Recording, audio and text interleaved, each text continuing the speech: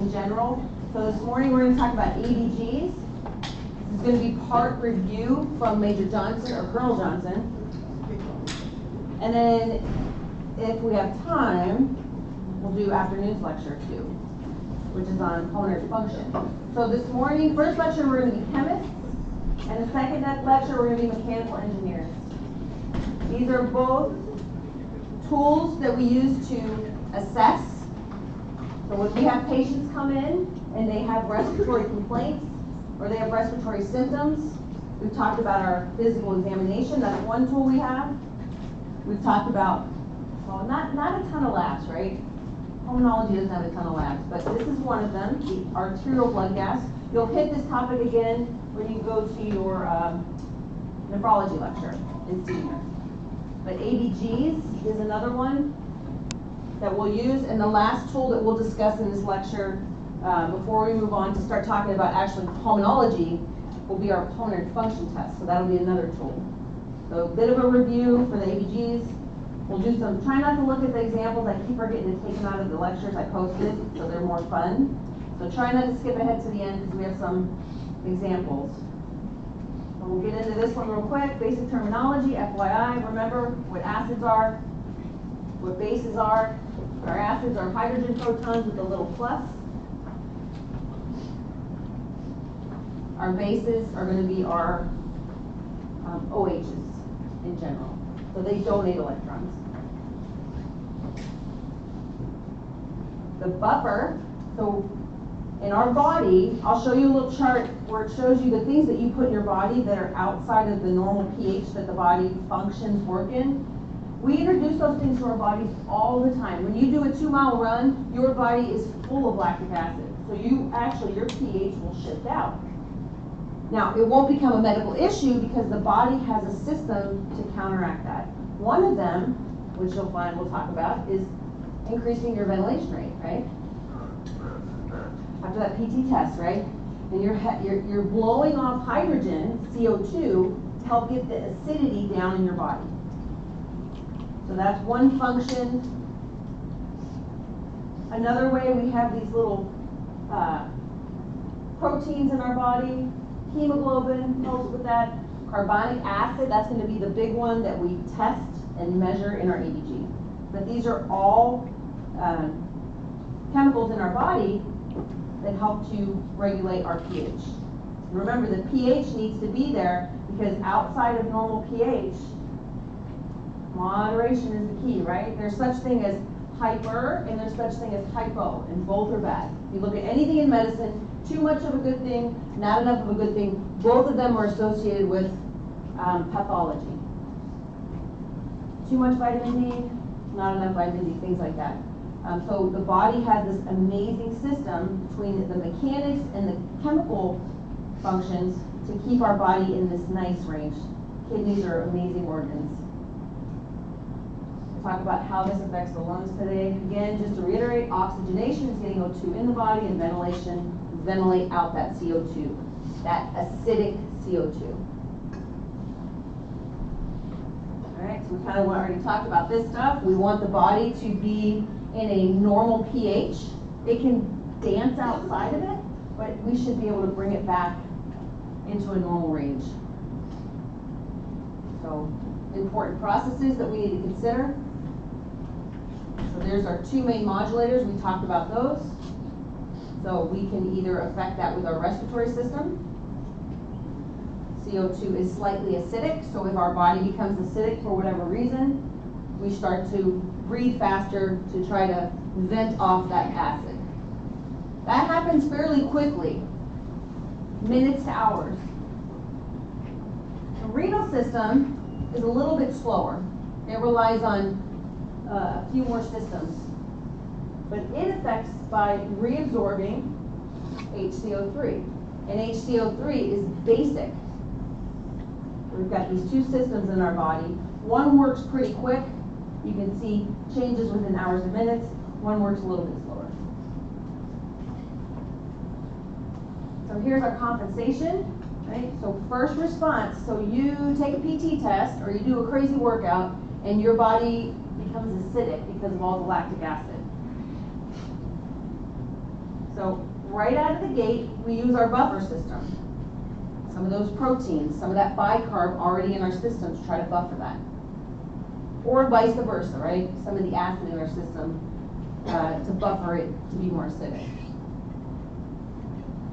So this is the process. It's a little bit slower.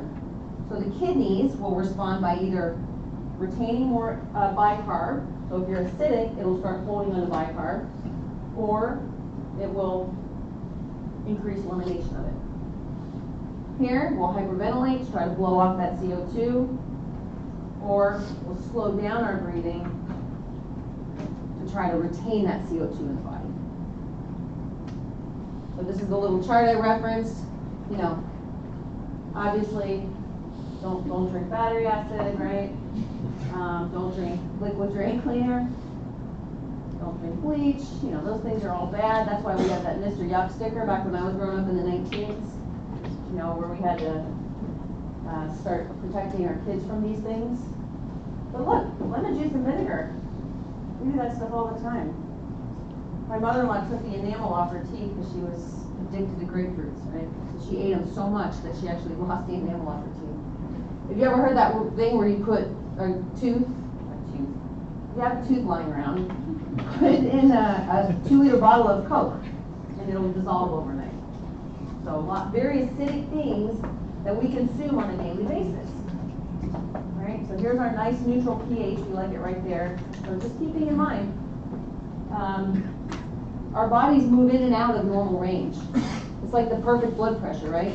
Our bodies are going to move in and out of normal ranges all day. It's just making sure that we get out of that and back to a place where our body can function properly within a correct range. So we're chemists and we're mechanics when we practice medicine. So we'll talk a little bit about oxygen transport. So again, this is the chemistry of respiration. This is the chemistry of oxygenation. Next lecture, we'll talk about the physics of moving air in and out of the lungs, but right now, we're going to talk about getting oxygen to the tissues and how that affects the pH as well. So oxygen saturation, and that's how much, so we talk about partial pressures, SpO2s, things like that. That's how much oxygen is in that hemoglobin. And that depends on a few things. So how much oxygen can be carried, obviously, you know, if you're anemic, you're going to carry less oxygen, things like that.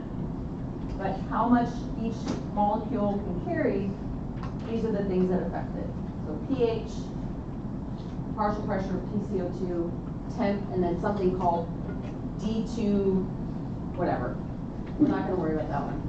That's a Colonel Johnson baby, so it will not really affect you clinically. This is probably the only time you're going to see it. If you're on Jeopardy and you remember it, good for you. But these are the things that affect it. So these are the things we're going to look at. So depending on what the pH is in the body, what the temperature of the body is, and what the partial pressure of CO2 is, will affect how well your body is not only able to get the oxygen into the tissues, but or into the lungs, but how well it gets it to the tissues. It's got 2 trips to make. The heart plays a role in that too, mechanically. All right, so this curve, I feel like this is probably one of my blue boxes, but we'll go over that when we do the review. But we have this thing called a left shift and a right shift. Is that new terms for you guys? Old terms? Something you've heard before? Okay. So left shift and right shift. Got this pretty picture here. So we talk about when the body is alkalotic, the pH is increased outside of normal range,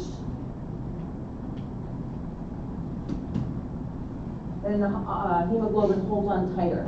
It's great in the lungs because it picks it up real nice, but it forgets to let it go. You need to have that diffusion. Remember we said that in the last lecture, it's diffusion requires diffusion. So it's holding on too tight. So again, it picks it up great, but it won't let it go when it gets to the tissues. So when its pH is up, body is more alkaline, hemoglobin holds on to the O2. And then when the PCO2, the partial pressure of CO2 is down. That also creates a left shift, and then when the body's temperature goes down. So little girl holds on to the teddy bear, oxygen infinity, right? We want to be in here, and when these things occur, we go too far to the left. So highly bound, can't let it release into the tissues. Vice versa, right shifts, when the body becomes acidotic, or the partial pressure of CO2 goes up, or the temp goes up, then it doesn't hold on as tightly. So it doesn't pick it up as well. It lets go in the tissues great, but it doesn't pick it up well. So I have a little question for anybody that's done trauma before. So we're talking about, decreasing the temp, increasing the O2 affinity. Like, that's a good thing. You'd think in trauma that we would want that, right? So why do we keep bodies warm?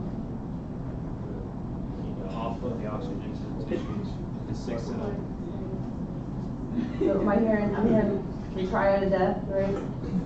Right. So this is one of those, based on the information, it would make sense to keep them warm based on this, but in reality, there's another force at play in trauma, which we call the triad of death, which involves hypercoagulability, and so keeping bodies warm actually improves outcomes. So it's just one of those things in medicine where it doesn't make sense on books, but in reality, this is what we do, and it works.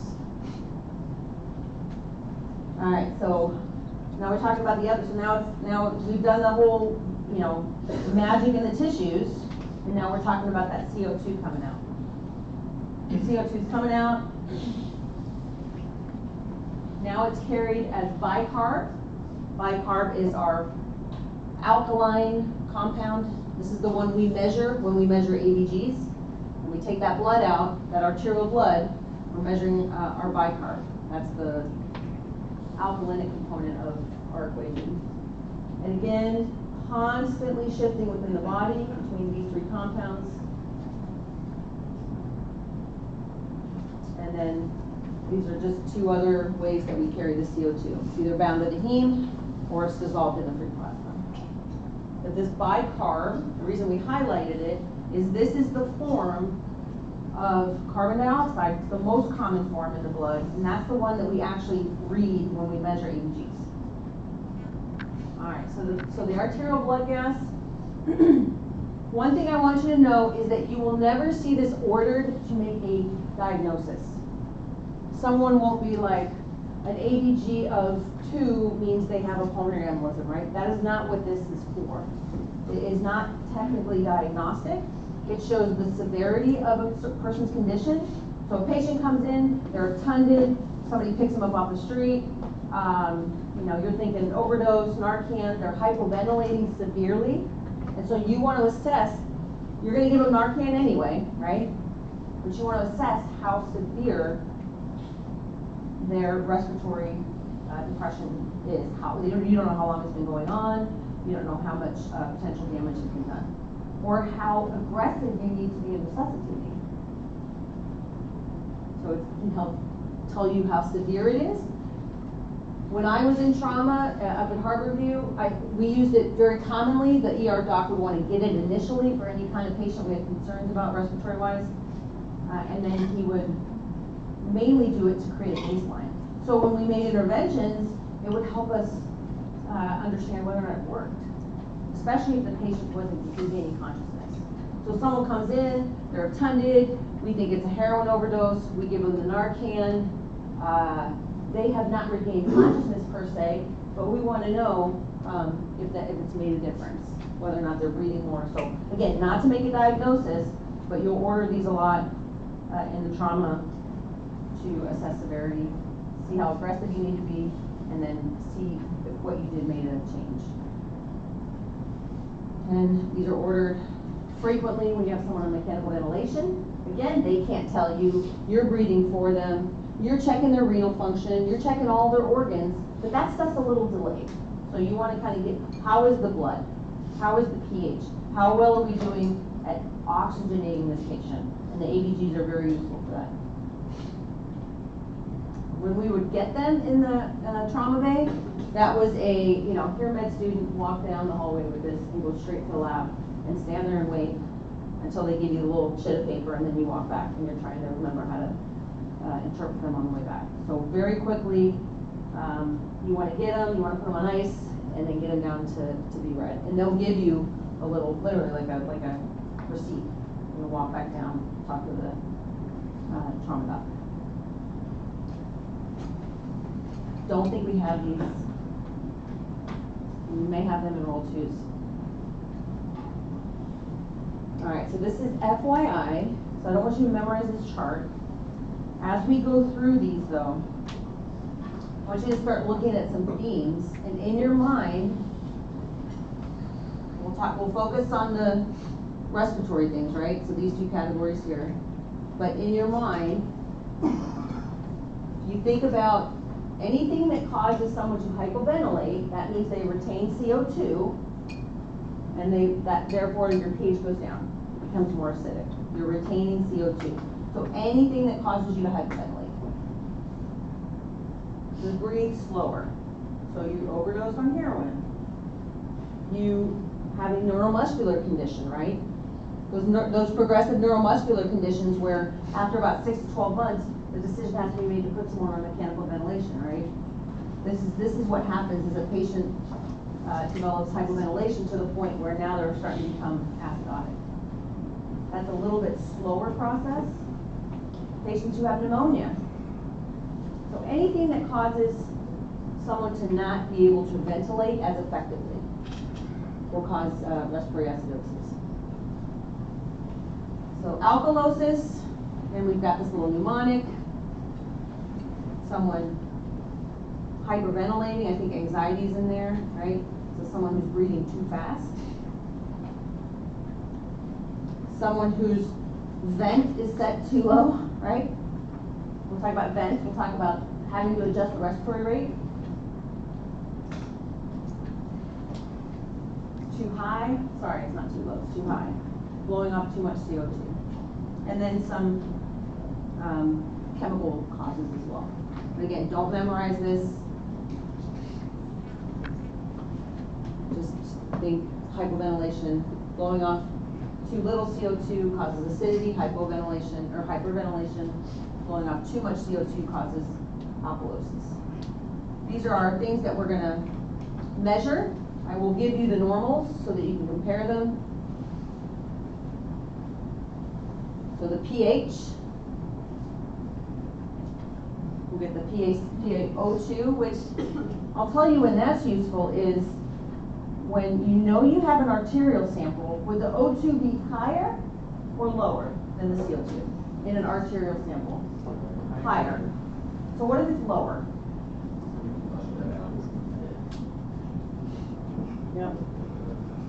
If it's lower, you'll be like a stud, right? Because you would assume that when you got arterial blood, it would be nice and bright and red, and it would just shoot out into that vial, and vice versa. If you've ever done phlebotomy, a venous draw would be darker and slower, and you would assume that. But sometimes people that are very, very sick, they may have low O2. Their arterial blood might not be pink, bright red, pulsating. So, but if you do see that they're flipped, where you would assume that the O2 is going to be higher than CO2, you need to consider that you got a venous sample on them.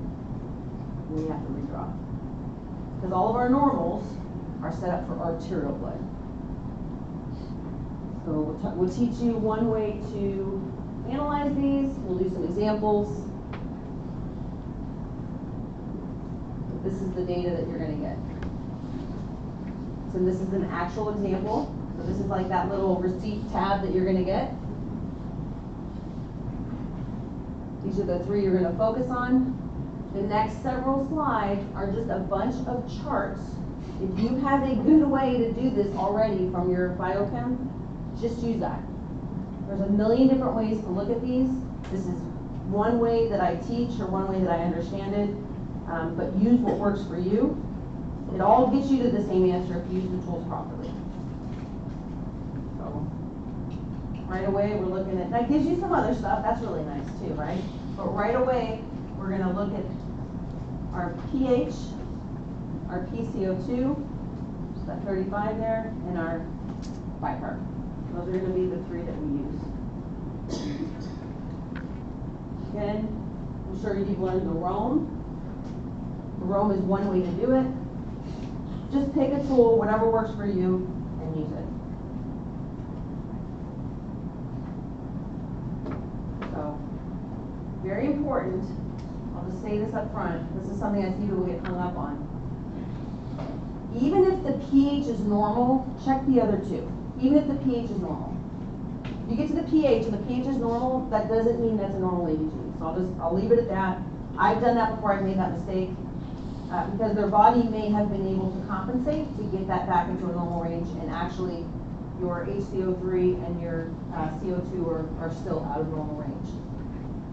So make sure when you interpret them that all three have to be within normal range, and then you can say normal. I like to ask normals on tests. So just take the test, read the questions, do your thing, but if you're like, don't trust the normal, you can trust the normal. I like asking them because that's what you're going to get most of the time in clinic. So I don't want you to have to always think you're looking for pathology. So number 2, right? If any of them are abnormal, then you go back to that pH. And I know we said 3.35 to 0.45 is normal, but in order to do the interpretation, you have to pick an actual midpoint. So you pick that midpoint at 7.4. If it's less than that, it's acidic. If it's greater than that, it's alkalotic. Then you switch over to PCO2. Now, PCO2 is acidic.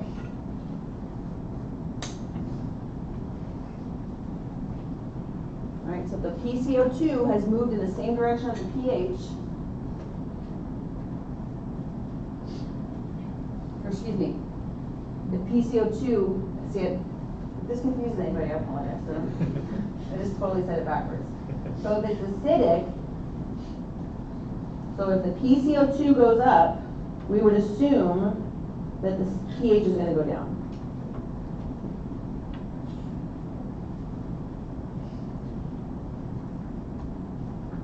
And then we look at the HCO3.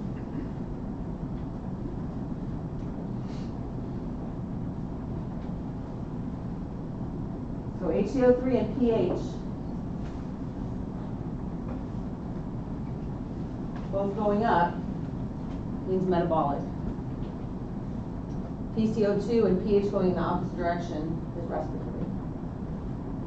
Compensation, I will not ask you about compensation, but I think it's important to understand the concept. So fully compensated is when the PCO2 and or the HCO3 are out of range, but that pH is normal. We see that with chronic diseases like COPD, right, where a patient is constantly hypoventilating because they can't move air, and so they're retaining CO2, and so their body is always a little acidic, and after a certain amount of time, when this has been going on for a period of time, the kidneys will upregulate the retention of bicarb. And so even though someone has a normal pH, it is because the body has had to compensate for that. And then you have somewhere in between, right? You see the bicarb, so the carbon monoxide is high. It's acidic, right? So it's 7.3. The CO2 is high. It's 7.3, but we see the bicarb's high too. So the body's trying. It's partially getting there. It just hasn't gotten the pH back to normal range. So that's partially compensated. Here's a chart. I won't go over it because I'll probably say something backwards. If you guys need any help with this, if you want to go over them, I have some examples at the end of what you're going to see. Again, normals will be provided on the test. So we'll start with an example. And I forgot my candy. Sorry. Don't look ahead if you can help it. A 78-year-old male, ankle fracture. His vital signs are normal. We get an ABG.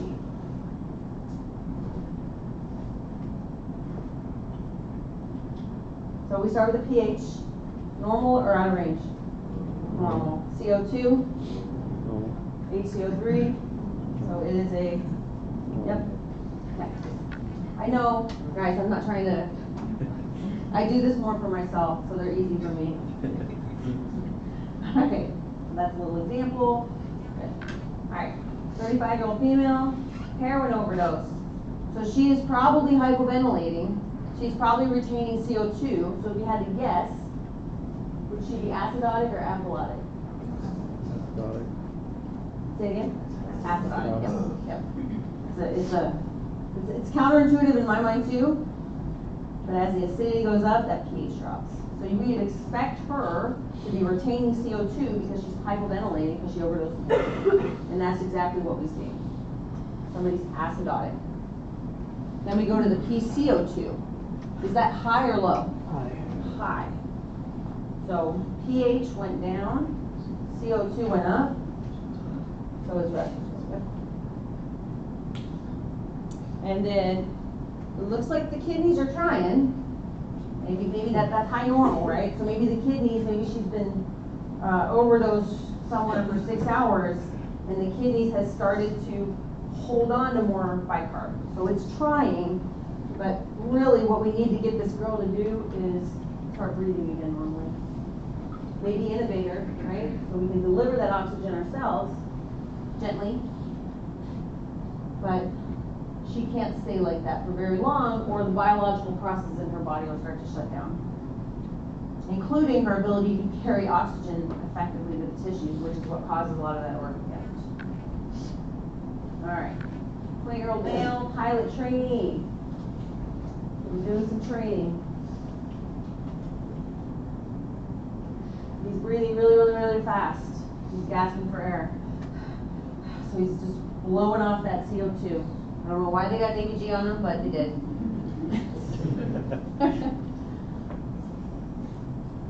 All right, so we start with the pH. Is that high or low? High. So they're alkalotic, right? PCO2, high or low? Low. So they're blowing too much off. And then our bicarb, normal. So this is fairly acute, so we wouldn't expect to see any changes with the bicarb here. So this is respiratory or metabolic? Alkalosis or acidosis? Alkalosis. Good job. All right, so that was a quickie. We can start talking about PFTs and get the 1500 lecture done. Nice. Do it. All right. So this is going to be the last tool, and when I say tool, something that we have in our little toolkit to order, right? Like our chest X-ray. That's something we can use. Our ABG. Later on, we'll talk about something called a D-dimer, right? CT scan, CTA, EQ scan. So this is another one. This isn't like ABG is more of an acute urgent study. This is not necessarily an acute urgent study. This is something that you order in a routine nature. And it really has more to do with, I guess it's more like an echo when you think about the heart. It's more to test the physics of the lungs. We'll talk about the different volumes, we'll talk about the different capacities, like we talked about CO2 and pH and all that in the blood. And then we'll transpose those into reports that you're going to get from these tests. And then we'll talk about how to interpret them, how to use them, when to order them. I think this lecture is a little longer, so we'll take a break. I don't know, just throw something in there. It's only 10:30, so we're good. All right, so here are, so we talked about, remember we talked about the oxygen dissociation curve. We gave a little background, a little scientific concepts of what's going on in the lungs. Again, the heart, it's a muscle, it pumps, it's got valves, so that's the mechanics of the heart. It's very, it pumps, it pushes, it pumps, it pushes. The lungs are a little bit more nuanced. There's different volumes, there's different pressures. Remember, this is air flowing in and flowing out. We're changing pressures.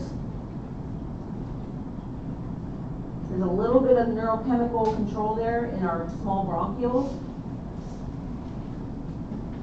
A little bit of both. There's 3 factors that we'll talk about when we talk about lung function. The first one is the lungs need to be elastic enough to go like this and go like this. It has to be elastic enough. If it gets too stretchy, then it can't recoil, and if it gets too tight, it can't fill up. So the compliance of the lung. When we talk later about some different pathologies, then we'll understand how this ties back into why aren't the lungs doing what they're supposed to be doing. So pulmonary fibrosis is one of the diagnoses we're going to talk about. The lungs are too stiff. So they just literally can't fill up with air, and that's going to overall decrease the function, which the function of the lungs is primarily respiration, oxygenation, and a little bit of acid-base balance, right? So it describes how much the lungs can inflate. So when we talk about emphysema, we'll talk about pursed lip breathing, where patients actually don't have the recoil they need, so they actually breathe like this to try to decrease the diameter and actually change the physics of it to try to be able to get air out. Because again, you've got a diaphragm and you've got these intercostals, but that really on itself doesn't really pull air in and push air out sometimes enough for people, where you actually have to, manipulate your airway a little bit. And I think I fixed this. Yes. And then I call normal volula, that little zone of exactly where you want it. And then in medicine, we learn about how to manipulate people when they're not in that range, right? Give them bronchodilators, give them high blood pressure meds, things like that. We want to get them into this nice zone where their organs are functioning normally, even though they've desperately tried to destroy them throughout their entire life. The second one, so we've got compliance, now we've got resistance in the airway. Again, going back to physics, anyone who does any type of physics, comes from any type of physics background, this makes sense. In order to move things, you need to have a certain amount of resistance so that whatever you're moving through it is able to go from A to B. So the resistance, the change in pressure to get that flow going through. Alveoli patent, right? You need to have a certain amount of pressure in there to hold those alveoli open. And then every 90 seconds, you actually take a little sigh to help that even more. So normal airway. So if you look at this curve here, here's when you're breathing in, and then that first few seconds of exhalation, you're blowing out the majority of the air, and then it starts to taper off. So the volume here, that's the total amount of air moved in and out of your lungs. And then this is the flow. So it goes really, really fast. This is where you're measuring those large airways, right? The bronchioles, the bronchi, the ones we'll talk about when we talk about COPD and asthma. And then here is where we talk about, those smaller airways. This is that last little bit of air acting out. Just a little note here on beta agonists. We will talk about those when we talk about asthma, so I won't talk too much about it. The last one is the stickiness. So there needs to be surface tension within those alveoli to keep them patent. So you can't distribute, right? You can't distribute those oxygen molecules to come in contact with the organs within the alveoli that actually exchange it if the alveoli are collapsed. So you need to be able to keep those patent. When we talk about neonatal respiratory distress syndrome, that is when children are born premature, they don't have enough surfactant, and those alveoli are all collapsed.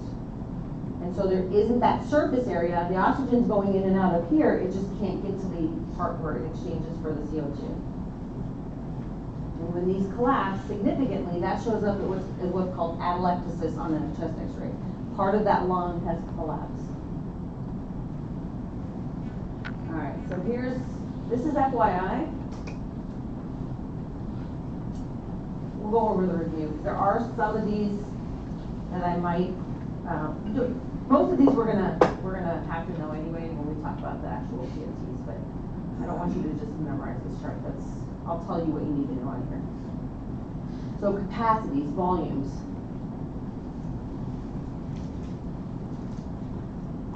So these are just, again, in medicine, we make up these words so that we can communicate effectively about different functions. So if you look, start all the way to the right, this is all the air that the lungs can hold, total lung capacity. That is not the same for everybody, right? There's a huge difference between pediatrics and adult, but in terms of straight number volume, that is everything that your lungs can hold. We squeezed all the air out of them and then completely filled them up, whatever that volume is, that capacity. So that's made up of, I'm going to focus right, that's made up of several different volumes. So we've got everything that you can inhale. So if you're breathing along here, this is normal eupnic breathing. And then you blow everything out. And then you inhale everything you can. And then you get back down to normal. So between blowing everything, between your normal tidal volume, everything you can blow out past that, and then this inspiratory reserve volume, those three, those are your vital capacity. Your forced vital capacity is one of the things that we're going to use when we do our PFT calculations. So it's all of the usable air within your lungs, how much air you can move in and out. This little one down here, that's called your residual volume. That will take a special test to measure. The residual volume is the air left in your lungs after you've fully expired all that air. You need to leave a little bit in there, right, to keep those alveoli open. You never completely get rid of all that air. Well, at some point you do, but that's later. All right, so the lung volumes, we will directly measure these. Your tidal volume, again, that's this little wiggle line between when you start to just breathing normally, before you go, or if you're breathing normally before you try to blow all that air out to the bottom. So that's your tidal volume. Your inspiratory reserve is anything you can inhale over that. Your expiratory reserve, anything you can exhale beyond that. This is another term, the FEV, forced expiratory volume. So this is a dynamic volume. That means we're measuring it, we're measuring the volume in a setting where the patient is actually forcefully blowing out that air. So how much air can they get out after they fully inspire? How much air can they get out during that forced expiration? Usually you have to do it for about 6 seconds to get all the air down to back to your baseline. The FEV1, so after 1 second, remember in that first second, most of the air we're measuring is coming out of those larger airways. So the FEV1 is a specific measurement, and in theory, it's supposed to measure the patency of that larger airways. So when we talk about things like COPD and asthma, which are medical conditions that are associated with obstructive airway disease, this FEV1 is going to be an important measure in terms of making those diagnoses. Residual volume, again, we already talked about that one. So we've got the total lung capacity, we've already talked about that. That's going to be your vital capacity plus the residual volume. And then all these other little words, right? Like, understand in general how these are calculated. The ones that I really care about are the vital capacity, at least for the volumes. You know, what does that include? And then understanding that what's left over after that is the residual volume, which is something we cannot measure with our PFTs. We'll talk about that. All right, so total lung capacity, vital capacity. All right, so here's the testing. So we're looking at volume, our vital capacity, right? Inspiratory reserve, tidal volume, expiratory reserve. That's our vital capacity. And then how quickly, that's a dynamic function, that's our FEV1. So forced expiratory volume And we hit the button at 1 second, and we take that measurement. So the how much tells us something about the compliance and surface tension, and the how quickly tells us how much resistance we have in that tubing. This is a standard pulmonary function test. Sometimes these can be done in the clinic. Most of the time, I've been at little tiny med-ex for some reason, and I always have to send them somewhere to get these done. So this is a standard PFT, aka spirometry. Most of the time when someone says PFT in a primary care clinic, they mean spirometry.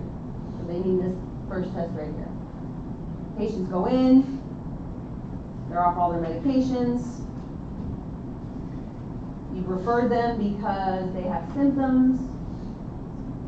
You think maybe they have COPD, or you're already treating them for COPD, right? And you want to see how well your treatment's improving their symptoms. They failed their PT test, they're getting chaptered out. You do their chapter physical, they say, yeah, I get real short of breath. You're like, no crap, so why? But as part of your chapter physical, you send them for PFTs because they had symptoms. Which I had a patient do that, a soldier do that. Her PFTs were positive. She was unfortunately still chaptered out because she was not compliant with therapy, i.e. she kept smoking. Well, and it was kind of a weird thing, you know, because she could have easily, because in order to stay at least in the Army, you have to be able to pass the run. So according to 49-501, you can have asthma and be in the Army, but your medications have to support you such that you can pass the ACFT. There's a little bit more to that, but you can't do an alternate event with asthma. But you can stay in if you can do those two things. So she never achieved that, but it wasn't because we failed to treat her effectively. So it was just, I don't know. It was one of those where there was I don't know why I fought it, but there was something about it. So this last one, okay, so these full PFTs, this is where we're going to talk about that body plesiomography. So there are times, we'll talk about them, when knowing how much air is still trapped in those lungs is important clinically. So say they have, you know, crappy PFTs, their volumes are terrible. So the question is, well, how much air is actually still trapped in there? Because if there's a lot of air still trapped in there, that's more consistent with something like emphysema. Versus if someone's got severe pulmonary fibrosis where that lung tissue has just been replaced by a bunch of fibrous tissue, then that residual volume won't be high. So that'll be, again, this will be more of a specialty thing, but that's where that body plesiomography comes in. I don't know if everyone has ever used these peak flow meters. They're kind of going away in fashion. I don't think PEDS even uses them anymore for asthma. I think they're useful to see a lot of asthmatics. It's kind of like checking your own blood sugars at home. We'll talk about those a little bit coming up when we talk about asthma. And then our good old pulse ox. We'll have like a couple slides on that. Because that's a special, it's got some special things about it. All right. When you do an EKG, pretty much your results can be interpreted regardless of knowing a ton about the patient's demographics. Here, it's a little bit more important because the normals are based off of the patient's age and a couple other things. So that's important information. Just keeping in mind that if you look at 10 different PFTs, the normal values will be different. So we predict them based off of the patient. Again, we'll call it spirometry. I will not call it PFT so I don't confuse you, but in practice, someone will say a PFT, they'll mean spirometry. But for spirometry, these are the values that you're going to be given. I'll show you what that looks like on an example. And then again, our residual volumes only going to be measured through that body plesiomography. So you will not get something on your PFT that discusses residual volume at all. We'll just be talking about the tidal volume, the inspiratory reserve, the expiratory reserve, and that equals the FBC. And we put the F in front of it because when you do a PFT, it's dynamic, so it's a forced vital capacity. But that's going to be important. the FEV, so how much air you can get out in that 6 seconds of, right? And then the FEV1, which is going to be a majority of that air, because that's the air you're pushing out of that big airway. That's that initial air. So that will, FEV1, that's going to give us a lot of information about any obstruction in the airway. Evaluate for underlying, okay, so this is why we use them. So somebody has symptoms, and you want to know why. Does it have anything to do with their lung function? Do they have obstructive airway disease? Is there something going on in the actual lung tissue itself? Obviously, you're going to get this probably after you get a chest x-ray, right? Because that's really our first one. Also, we can determine severity. So how bad is this person's asthma? We'll talk about asthma a little bit. Knowing what their PFTs are does play a little bit into what medications you're going to give them. And then pre-ops, you'll talk about that when you do your surgery course next semester. Sometimes we'll get PFTs for certain patients who are having certain types of diseases, or patient with COPD is having open heart surgery. We'll do a pre-op PFT, and then a lot of opt-health type of stuff too. Disability evaluations, and that was the girl that was getting chaptered out. The whole point of the chapter physical, right? To figure out if there's a medical reason that this person is not able to fulfill their requirements. When do you not do them? So this is more for the actual tech when the patient comes in. These are more acute things. Important to know nonetheless. It makes sense, right? Someone comes in, you are going to be having them perform dynamic breathing functions. So someone that's trying to forcefully expire, that's in an early asthma attack, you could push them right into a severe one. So these are things when you go in to get your PFTs, check it out, go in, see what the form looks like. The more you know about the stuff you're sending your patients to, the better. But these are things that they're going to check off when you're sitting in the room filling out your form before you go in. Are you having any chest pain today? Are you having any difficulty breathing, etc.? Have you been diagnosed with tuberculosis, right? That's a bad one. So all these things, performing this study will potentially cause worsening of them.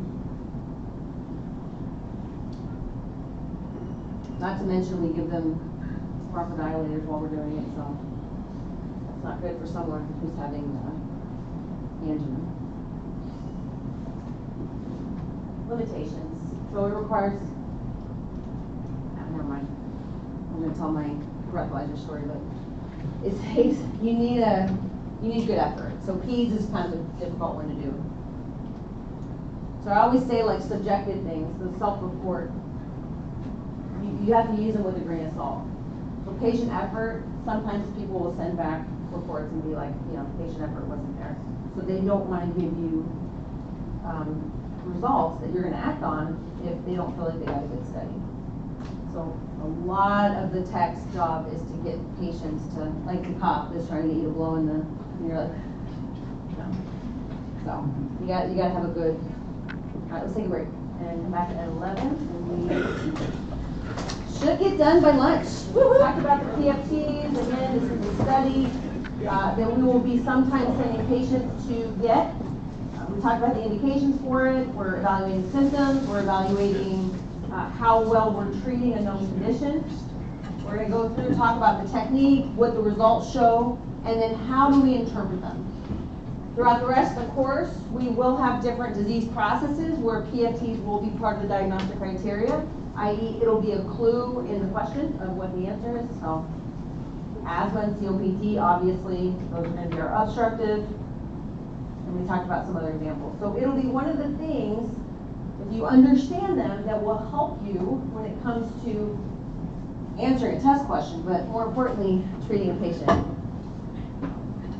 All right, so here's our spirometry. Here's the technique.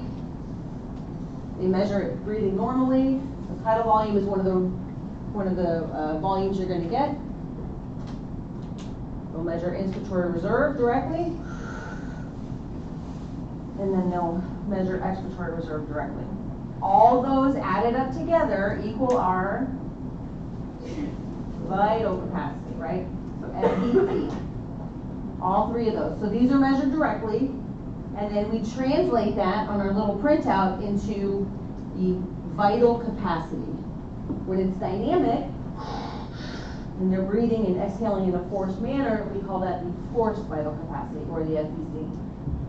All right, so we got to make sure that there's enough, it's long enough, again, in the back of a cop car, do a breathalyzer, right?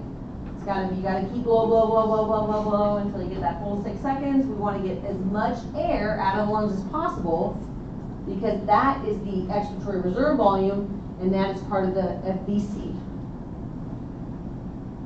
So we're talking about how much air can fit inside someone's lungs. And then adequate effort, it must be forced, it must be hard and fast, because we're hitting that mark at 1, and we want to have a good measure of how much air they can move in and out of the conduction system, right? We want to look for obstruction. And then make sure they're clean breaths.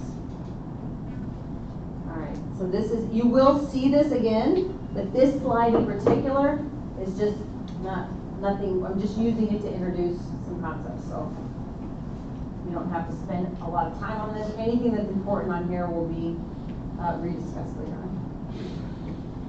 So this is a normal flow loop volume on the left here. Again, you start here, you inhale, and then you blow. So, inspiratory, expiratory. If you go from here to here, that's the volume. Right? If you go from, if you look at this part of it, that's the flow. So this is normal, peaks and then tapers off. We will talk about what happens when we have problems with the flow, which translates into obstruction, and how that affects the flow loop curve. And this is just a different way of looking at it. And it shows you, here's the volume, shows you, you almost get all that air out. Again, here's the volume now, flipped on its side, and you get almost all that air out, or you're supposed to. A normal lung will get almost all that air out with the right effort in the first second. And this is where we set a hash mark, and this is what's recorded on our PFTs. So we're getting this volume, which is our vital capacity, and we're getting this measurement, which is our forced expiratory volume after 1 second. And between the two of those, we should be able to say whether or not it's normal function, whether or not there's something wrong with the flow, there's an obstruction problem, or whether or not there's something wrong with the actual volume of the lungs, or our vital capacity. All right, so then this is the flow volume loop. This is what it looks like. Early numbers are going to be our larger airways, and later numbers are going to be our smaller airways. We've already kind of talked about this.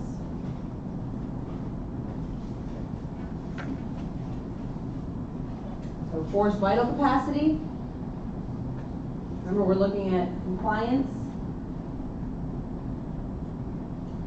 and stickiness here. So we're looking at the lungs' ability to expand and fill with air. The lungs themselves, all those little alveoli. If you've ever seen a lung during a procedure, you know, it looks like a little octopus.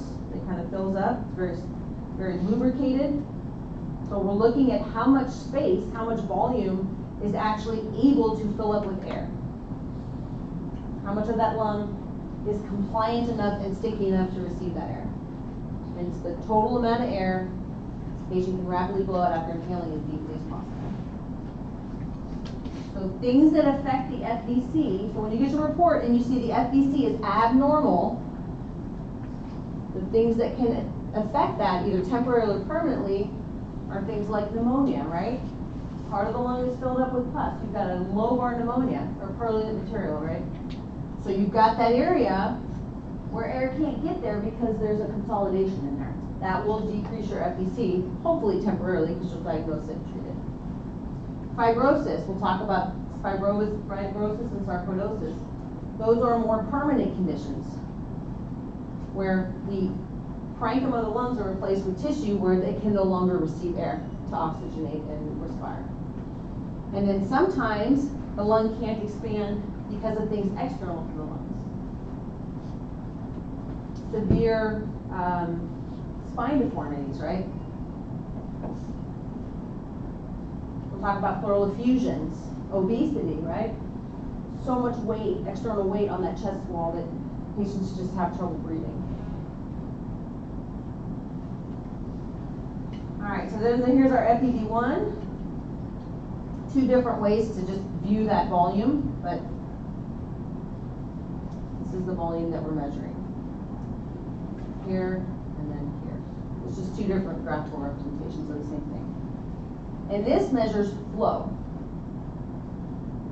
So how much air can you get out in that first second with good effort? So this is looking more at our bronchi and our bronchioles. So if it takes someone a long time to get that air out, we worry about things obstructing that airway. And the two most common things associated with the FEV1 being abnormal are asthma and COPD, which we will spend whole lectures on. Go ahead. Will they have that FEV1 like time signal to this one's always? No, maybe not, but you'll get it in the report. You'll have that value in the report. Time out, correct? No, yeah, right. Usually they won't, and I had to look at that a couple times too. My whole math brain. But yeah, they'll usually won't have this, but you will certainly have it in the readout. They'll give you that in the report. All right, so then we create this thing. Again, we love to create these new terms, these new ways to evaluate medical data so that we can use it effectively in clinical settings, right? We got to come up with this other way to measure things so that when we get data, that it's usable. So we created this FEV1 FVC ratio. And it's just a way to normalize that FEV1 relative to what that FVC is. So we're going to use this ratio in order to make decisions on how we interpret these PFTs. We're still looking at obstruction. We're just looking at flow relative to the whole capacity of the lungs.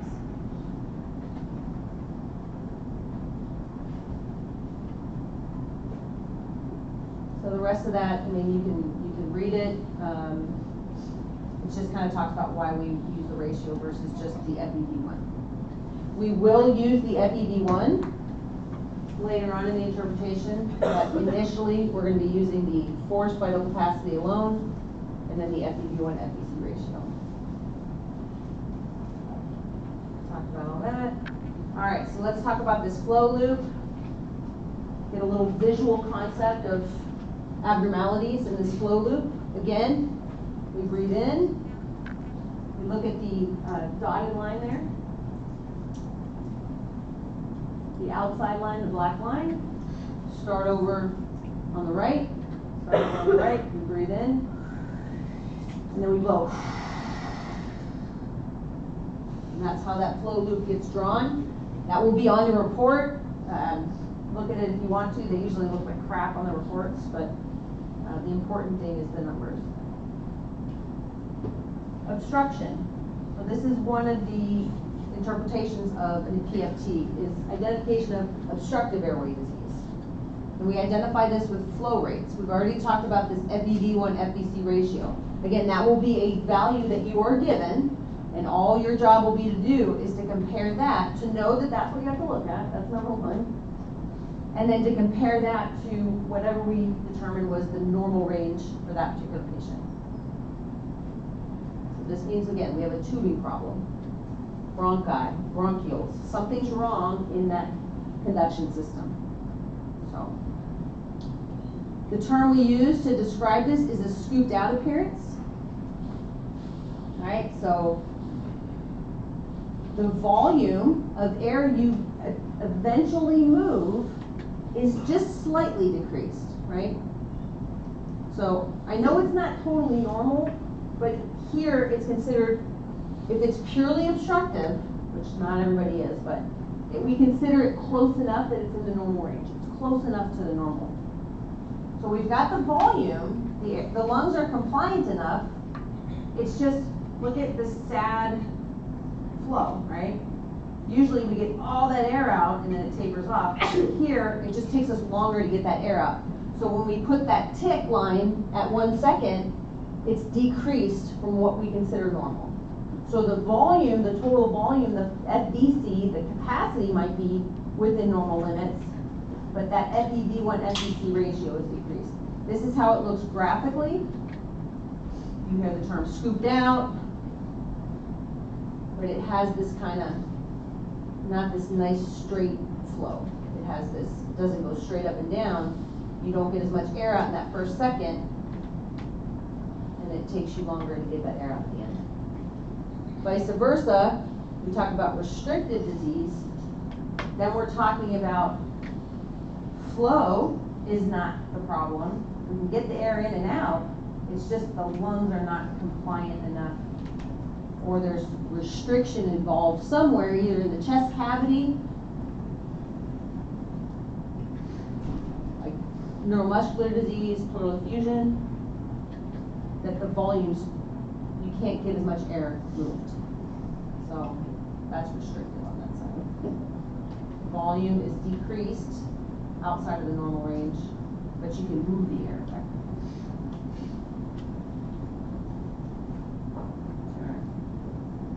Keep going. All right, so then again, this is not a memorization thing. I'd like you to have a general idea when we talk about the different types of airway disease, obstructive versus restrictive. Again, this makes sense. We look at all of these, we will talk about this one, this one, this one, this one, this one, all of them. So we'll go through all of them. One of the clues on what's the most likely diagnosis is going to be that they have obstructive PATs. We'll know what that means at the end of this lecture. But there's something wrong with the tubing. On the right side, there's something wrong with the air, with the actual volume of the lungs. The FVC is decreased for whatever reason. Either there's fibrosis has replaced the lung tissue, or there's fluid in there. The lungs are no longer, or there's something wrong with the chest wall where it won't allow the chest wall to expand to allow the lungs to inflate.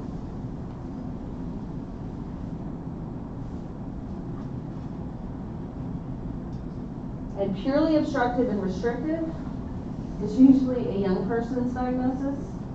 A lot of these geriatric patients, older patients, when they have pulmonary issues, a lot of them end up with both, right? So we call that mixed. All right, so a couple things before we practice these. We've got this reversibility test. So we'll talk about asthma. So someone has obstruction. That means there's something wrong with the flow. There's something obstructing the air. Asthma, diagnostically, is reversible airway disease. So if I give them an inhaler, I do the study, they've got obstruction, I do the inhaler, and the obstruction improves sufficiently to the cutoff we've determined, then we call that reversible. Reversible obstructive airway disease. That is almost synonymous with asthma. Most people use it synonymously with asthma. On the test, it will be asthma. And on your pants, it will be asthma. I'm sure in medicine, right, 99.9, there's something that also can present like that, but for our purposes, it's asthma. And if it doesn't, most of the time, at least for our purposes, non-reversible is going to be COPD, which we'll have full lectures on those coming up. Provocation test. This is what's called our methacholine challenge test. So this is when we try to actually provoke bronchoconstriction. These are our patients that have symptoms. We think they have obstructive airway disease. They're coughing, they're wheezing, they're having, symptoms that just like almost perfectly sound like asthma. but they take the PFTs, which are not perfect. We don't treat tests, we treat patients, and sorry, the PFTs are normal, but you're looking at them going, I really think you have asthma. Then you do what's called a methylfolate challenge test, so where we actually try to provoke it. We won't go into too much detail about that, I won't ask you to interpret it. Just understand that when you have a patient that has symptoms of asthma, but they forgot to read the book, or the test wasn't that great, or we know that tech's not really good, and so you can't trust the results, this is another test that you can send them for. The other time I've used this, for a patient who swears they have asthma, and I don't think they have asthma. I have asthma. I'm like, you don't have asthma. PFTs are normal. And sometimes, even though it's not totally clinically indicated, and symptoms are subjective, right? I will send people for that because a positive, more evaluation needed, but if it's a negative test, we've done the diagnostic test, you absolutely don't have it. That's the other place that I've used it.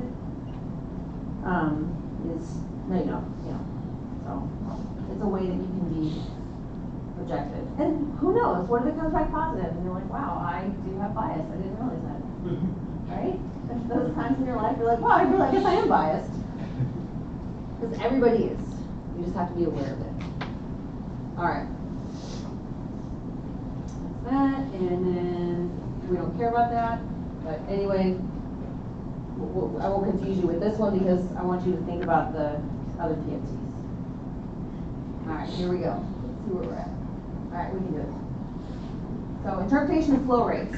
So again, we talked about predicted values. So there will never be, well, I take that back. We'll talk about COPD. We'll talk about where there are,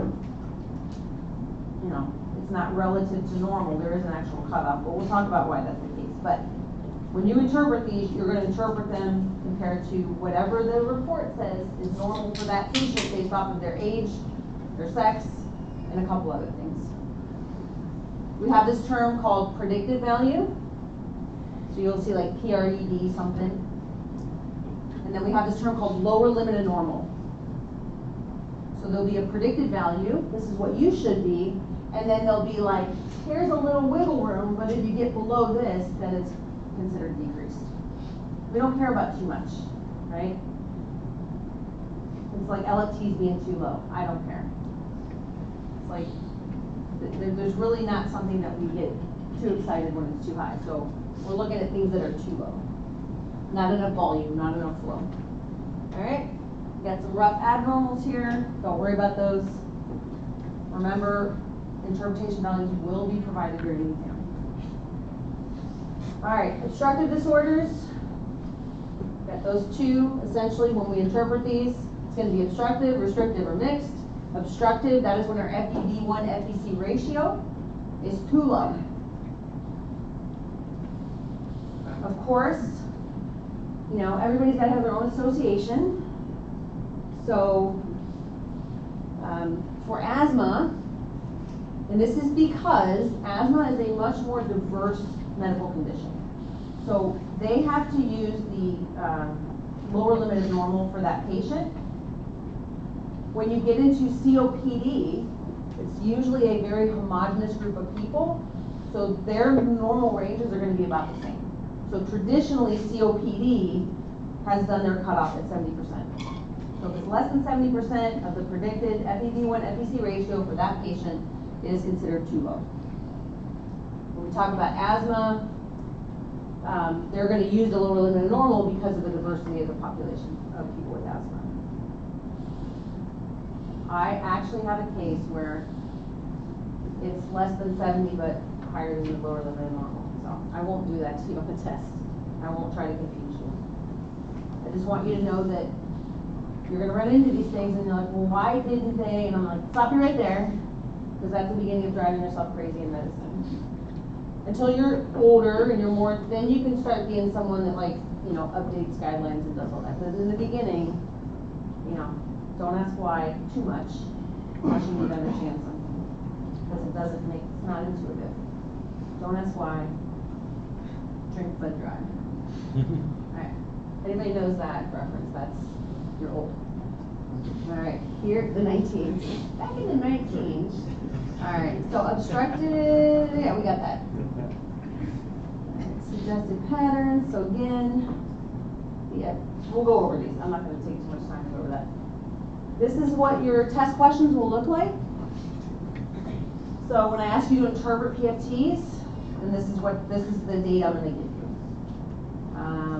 Just to orient you to this, just like our ABGs. Remember, we've already gone over this. We know this is the forced vital capacity. This is for this 65-year-old African American male. That is going to be what we predicted for this person. For the FEV1, after 1 second, right? That's going to be 3 point whatever. That's what we predicted for him, and then this is what. So this is the values we predicted for this patient. Now we give a little wiggle room, right? So 3.93 is predicted, but they can go as low as 3.99 and still be normal. We won't call that decreased until it's less than that. So this is just your normals. Then you go over here, and this is, see up the top it says pre. So there's going to be places in the report where it's pre and post bronchodilator. Right? So this was the reversibility test. You will only see post-bronchodilator data in a report if there is obstruction. That is going to be a hint. So if you don't see any post-bronchodilator data filled out in here, that means they didn't do it because there was no obstruction. So it's a little hint for you. If you don't see it, then think restrictive. I mean, check yourself, but usually if they only do this if there's evidence of obstruction. And evidence of obstruction would be that FEV1 FVC ratio being below the lower limit of normal, which here it is not. So the FVC for the patient was 4.39, that's above this. The FEV1 FVC ratio was 72.9, it's above this. So this was a normal. I love how they put suggested, right? In medicine, you always need to leave yourself out, right? It's just suggested. 99.9%. Alright. Alright, again, this is COPD and asthma butt heads, right? But in most cases, it's going to be, you're not going to have a patient, if it's less than 0.7, it's usually going to be less than the lower limit of normal. So it should match up. I don't know why COPD doesn't just change their stuff to lower limit of normal. All right, I will give you this chart on the test. I'll hand this to you. You can use it. It's got a ton of good information on it. For the test, I will cross this out. So you can cross that out right now. This is PFT nerd. Well, they like to, there's a time where it could be clinically useful for you, but it doesn't really help you. It's not something you need to know in terms of doing this assessment. But for the PFT community in general, it's like when we talk about sleep studies, this is how they'll report it. This is how they'll report obstruction. And then obviously it'll correlate to an FEV1. But for now, don't focus on that or think about that. The rest of it's extremely useful. So it walks you through it. A lot of students before the test will come down and just have me help them orient themselves to this. But if you go line by line and you actually read it, it'll tell you what to look at, right? And then it'll tell you if it's decreased in normal. It's a very easy chart to follow once you orient yourself. We go all the way to the left here. We've got normal FEV1 FVC. We've got normal FVC. We come down here, and we can consider that bronchoprovocation if we suspect asthma, right? And don't worry about that. But it's on the chart, right? But you don't need to memorize that or use that for anything. Restricted pattern is when the flow, right, is normal, but the volume is decreased. And then it says to determine severity. That's, again, not something that we're going to be doing on this. So you can cross that out as well. But the next step for that is typically you want to see how much residual volume. is present. Obviously, you're gonna get a CT scan, you're gonna refer them to pulmonology, all that good stuff. Maybe repeat the study. We come over here, obstructive. These are our asthma COPDs. That means that flow is decreased, but the volume's within normal limits. So this is purely obstructive. Again, I don't know why I keep that arrow there. I have to keep getting rid of that, but I'm not going to expect you to pause and do that. But I do expect you to know that if there is obstruction, we will do the reversibility test, which is basically giving them a bronchodilator. If it reverses, great, it's probably asthma. If it doesn't change it,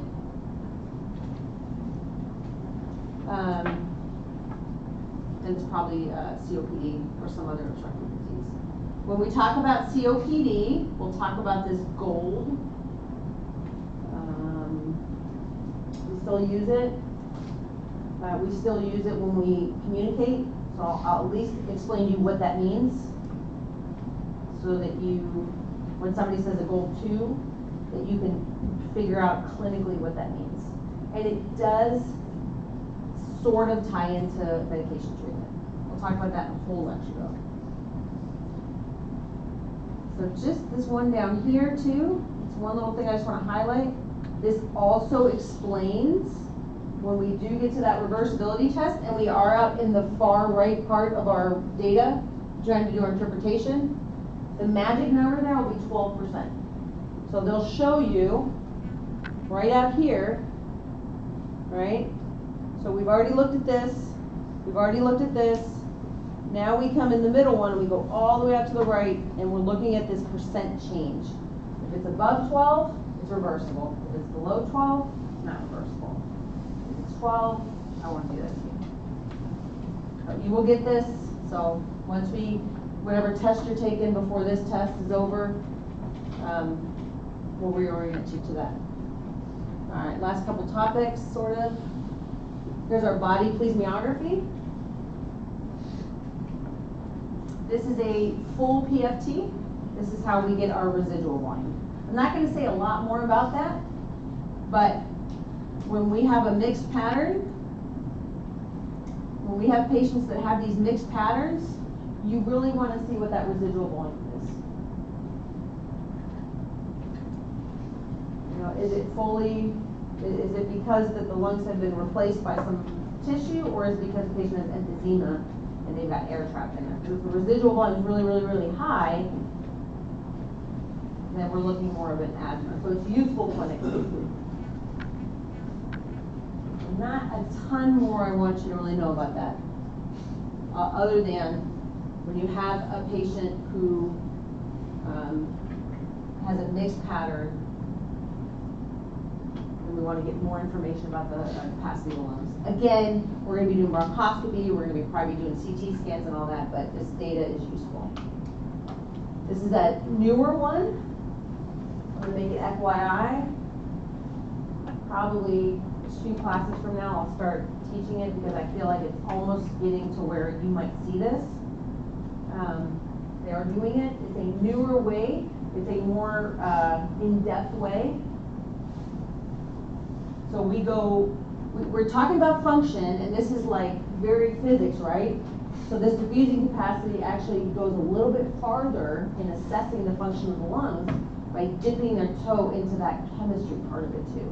So it gives you a better assessment, not just the, banging on the drums, how much air is in and out, but they go a little bit further and nuance that with how is that, interpreting it all the way down farther into that loop of respiration. So another tool, another test, something you will not order, but something you may come across, and understanding that it's part of the evaluation for respiratory function. All right, we got a peak flow meter. Again, falling out of fashion, I'm not sure that Major Klein uses it, or almost Colonel Klein. I'm not sure she even teaches this in peds anymore. It is, imagine, you're doing kind of like a forced expiratory volume. They're useful for people that are trying to get their asthma under control because you can figure out what that FEV should be when they're asymptomatic. So if they start to have symptoms, it's just like the ABG. They can see how severe it is, and then they can assess their response to treatment. Did that help it? Did that improve it? Because most of our asthma action plans for kids involve them, if your symptoms don't get better, if you're still in this red zone, right, then you have to go to the ER. But if you go from yellow to green, you're good. Or if you're already green, maybe you're just having a panic attack, right? But it gives you an objective way to measure that flow of air. So I like them. I still use them in practice. I think that they're helpful. It just gives somebody a way to check it at home, because they usually don't have a pulse ox, right? We want to give people as many tools as possible to manage themselves at home, especially with chronic conditions like asthma. I always feel bad for parents having to run their kids in. Empower them as much as you can. All right, that's just an example. This is our pulse ox. You love pulse oxes. If you get one of these out in the field, guard it with your life. They get legs like crazy, right? I love these things because you can move it around, right? It's not like you're dragging something over there and you're having to pull these long cords and step over them and all that. But they disappear, unfortunately. So keep this. I wouldn't call it sensitive item, but I did check it in with my narcs when I would go out in the field, just because it's really important when you have somebody come in and they're saying they're having respiratory issues, and you're like out in the middle of nowhere, and someone took your truck into town to go get snacks, so you can't transport. It's really nice to be able to put a pulse ox on somebody, get their heart rate, and figure out what their oxygenation status is. So it's a nice way to even figure out, do I have to like go commandeer something and start driving them? Do I need to get my tubes out, right? Do I need to pull my oxygen out of the corner? It might not even work because nobody checked it before we left, right? That's just, we'll have a whole day of just commiserating. Oh boy. Alright. But yeah, good stuff. The quicker and easier things are, so this is like a screening test, right? It's not an ABG, it's not, usually the quicker and easier things are to do, the less accurate they are. So it's like a screening test for a mammogram, or a pap smear, right? They're not that easy, but they're generally non-invasive. You don't need a lot of equipment for these, but you trade that off with a little bit of less accurate than you'd like it to be. Just keep that in mind. You know, these are some things that you're checking it peripherally, so all kinds of stuff between, you know, can infect it. In general, you're looking at ±4. Never walk in and see someone and look at like a 63 and just start like tubing the guy, like check it, turn it over, you know, like don't, you know, just, they're good tools, but be careful. Just use them effectively. But they're great, very important to have, especially in trauma, especially when you're monitoring someone. You give an intervention, you see that pulse ox going up, that's a great feeling, right? You give them the Narcan, you give them the albuterol. There's something else called the walk of life test you might hear, right? This is a patient who you got them on pulse ox, they were on oxygen, they were in the hospital for a few days, they were satting like 82, but you treated them, and then you weaned them off oxygen, but they're not putting any demand on their body, right? They're just chilling. So they might be, you know, 93 laying in bed, but the second they get up and they start to put any demand on their body metabolically, that pulse ox will drop. So when you're discharging someone, especially if they've been on oxygen, you give them what's called the walk of life. That means you put a pulse ox on them and you walk them up and down the hallway. Still little people getting ready to be discharged, they got them out of bed and they're cruising the hallways. And we're watching that pulse ox, and if it doesn't drop, say below whatever, then they can go home. Or if it does drop, then they go home on oxygen. Either new oxygen, or you're going to be on 2 liters now when you're at home until you have your follow-up, and then we'll see how you're doing then. Because we, you know, being in the hospital, we'll talk about hospital-acquired pneumonias. That is a place we keep people alive, but not necessarily a place where we make people healthy. You want to get them out safely as soon as you can. So even if it's home with O2, as long as they have good social support, that's the better way to go in most cases. And then this, you know, Ivan Drago thing down here. So, I don't know if anyone done that? Is it cool?